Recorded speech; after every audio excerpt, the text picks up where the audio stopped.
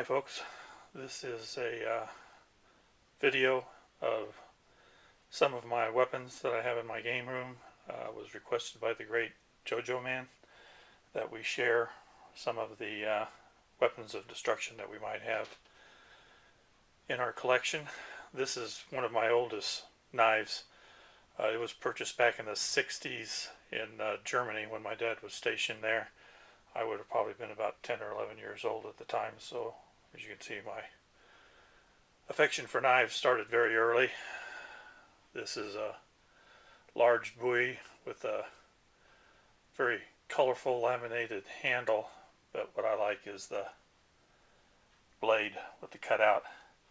And these blades are not dulled. All of these knives and swords are sharp. This is another one. The gold is a little bit plated, but like I said, what I really like is the unique blades. This is a set. Anything with a dragon on it calls out to me. Got black wood turned handle, and you've got this almost Damascus steel looking blade, and then the matching sword. Sorry for the shaky cam.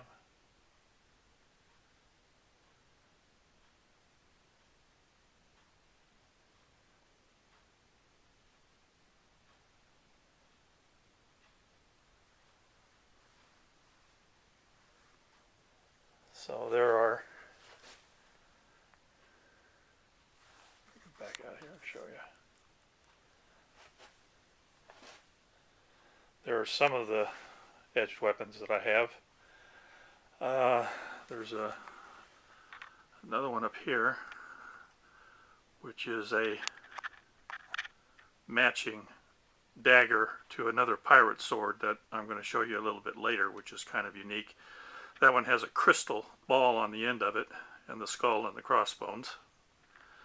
This was kind of a neat set that my wife bought me. There was a company at one time, I don't know if it was,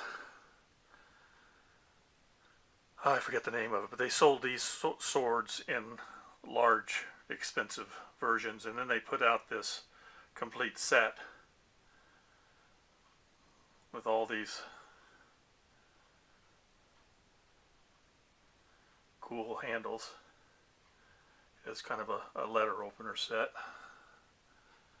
And as you can see here, you got this Dark Angel serpentine-like base that they all fit into.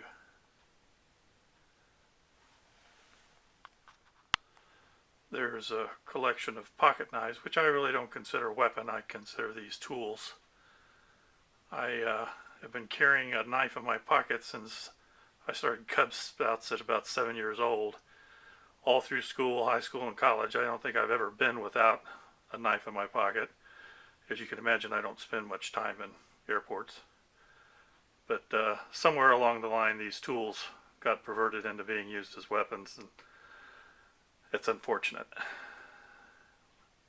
Only thing these should be used for is a little whittling and maybe peeling an apple and occasionally drawing blood, your own, if you're careless.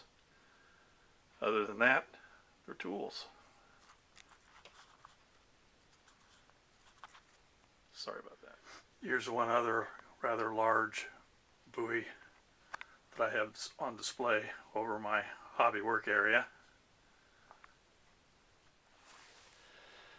Then these three are by far my favorite pieces. Each one of them has got a unique feature, which I hope to share with you in just a moment.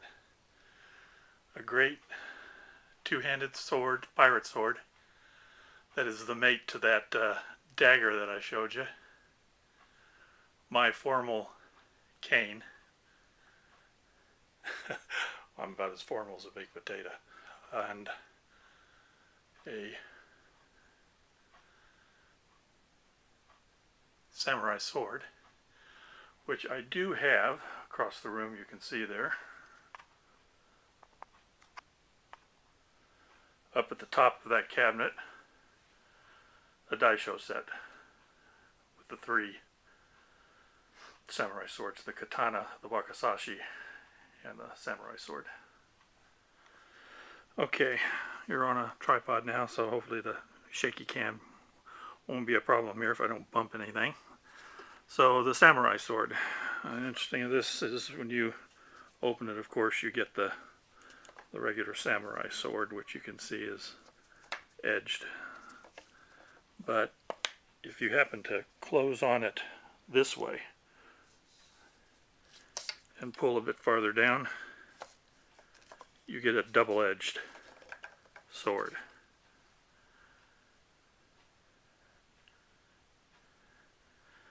I don't know how functional that is, but maybe it'd be a great zombie hunter weapon. Something about when you dehead a zombie with that extra space taken out of the center, there's just no way to reattach the head and reanimate him. I don't know, but I just thought that was awesome. As for my formal cane for formal events, just in case somebody starts making fun of my hobby. Yeah. And that is sharp. Of course, you guys realize I'm just kidding about this, right? And then, saving the best for last, the great sword. This thing is a monster. But what is really cool about this, if I can do it,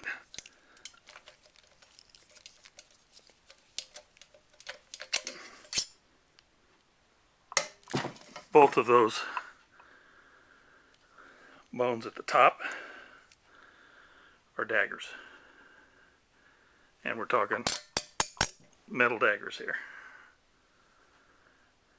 I kind of pictured this being used by a real swashbuckler captain, getting it stuck in a mast or one of his assailants, and then some scurvy wharf rat thinking, this is the perfect time to attack the captain, starts sneaking up on him, and he grabs both of these, pulls them out, turns around to the dismay of the wharf rat that he's not unarmed, and then manages to dispatch him, and then draw his matching dagger from his sash.